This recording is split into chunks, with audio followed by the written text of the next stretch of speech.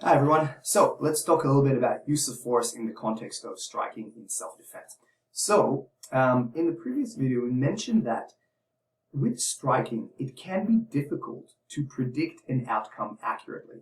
In other words, I can land a super hard shot and nothing will happen, or I can land a glancing blow and the person will fall down and get knocked out.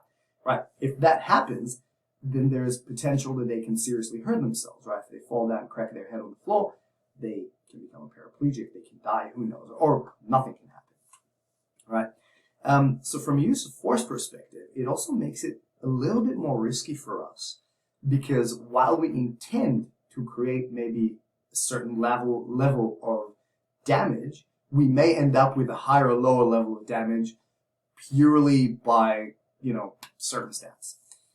That's one.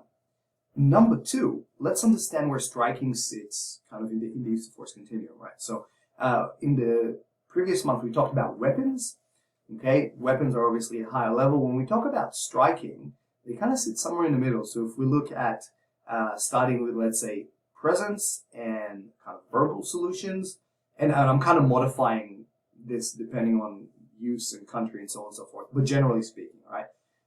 So presence and de-escalation or avoidance. Then we go to soft techniques, and that might be more grappling-based solutions, right? So pain compliance, controls, holds, these kind of things. Striking is the next level above that. And even then, am I striking with an open palm or am I striking with a closed fist? Am I striking to the face or am I striking to the body? These are all things that can come into that in the context of something going to court.